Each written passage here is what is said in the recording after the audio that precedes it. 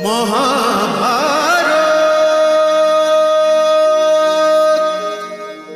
কে বৎস ওখানে? আমি নন্দলাল।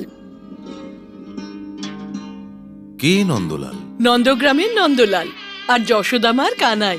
আপনাকে শেকল মুক্ত করতে এসেছি মহারাজ। সৈনিক, যাও ওনার শেকল কেটে দাও। যথা আজ্ঞা।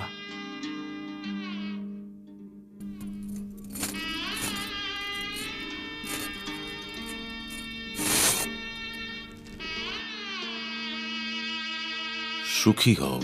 এবার আপনি স্বাধীন মহারাজ। আমায় মহারাজ বলো না বৎস। আমার মাথা থেকে আমার মুকুট তো স্বয়ং আমার পুত্রই খুলে নিয়েছিল। যদি তুমি কংসকে বধ করার পর এখানে এসে থাকো, তাহলে এই মুকুটের ওপর এখন তোমারই অধিকার। দেবকী পুত্র, তুমি মথুরাকে জয় করে নিয়েছো। আমি মথুরাকে জয় করে নিই? আমি তো আমার মাতৃভূমির সেবা করেছি। না দেবকী পুত্র, ক্ষত্রিয় দান নিতে পারে না, যদিও সেই দান তুমিই আমাকে দিচ্ছ। এ দান নয় মহারাজ, আমার মুকুট তো এই ময়ূরপুচ্ছ। মথুরার রাজমুকুট তো আপনার মাথায় শোভা দেবে মহারাজ। মথুরায় তো ধরে নিন ব্যাস আমার কাজ সমাপ্ত হয়েছে। তাহলে বসুদেবকে মথুরা নরেশ করে দাও বৎস। যদি উনি এটাই চাইতেন, তাহলে উনি এ আদেশ দিতেন না যে আপনাকে শেকল মুক্ত করা হোক। না, তোমরা দেবকী পুত্রকে কেন বলছো না যে রাজ সিংহাসন শুধু তারই? যে কংসের মতন অত্যাচারী থেকে আমাদের মুক্ত করেছে মহারাজ, ও সকল ইচ্ছে আমাদের কাছে আদেশের সমান। না, আমাকে দেবকীর কাছে নিয়ে চলো। আমি ওকে বলবো যে তার ছেলেকে বোঝাতে।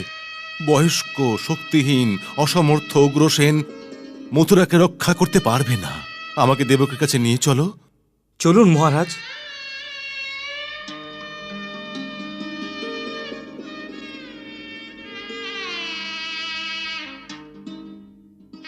আদেশ করুন মহারাজ, যেন আমার মাতা পিতার বন্ধন কাটিয়ে দেওয়া হয়। নিজের পুত্রকে বোঝাও দেবকী। যে রাজা হেরে গেছে, সে আবার জয় না করে রাজমুকুট আবার নিজের মাথায় কি করে পড়তে পারে? এই বিতর্কের কোনো শেষই হবে না মহারাজ। আপনি কি চান যে আমার মাতা পিতা শেকল মুক্ত না হোক? আর আপনি ছাড়া এই আদেশ অন্য কেউ দিতেই পারেন না। আদেশ দিয়ে দিন মহারাজ।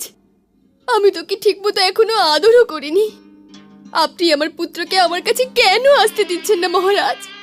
আমি তো এর জন্য কারাগারেও থাকতে স্বীকার করেছিলাম। শেকল মুক্ত করার আদেশ দিন, যেন আমি আমার পুত্রকে ঠিক করে আদত্ত করতে পারি। আমিও স্বর্গের দুয়ার চুম্বন করার জন্য ব্যাকুল মহারাজ। যদি এই কথাই হয়, তাহলে এদের শেকল আমি নিজেই খুলে দিচ্ছি।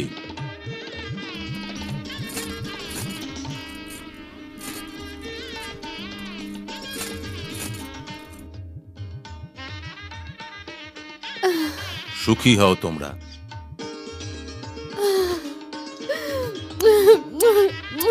কৃষ্ণ কানাইয়ের, কৃষ্ণ কানাইয়ের, কৃষ্ণ মহাভারত।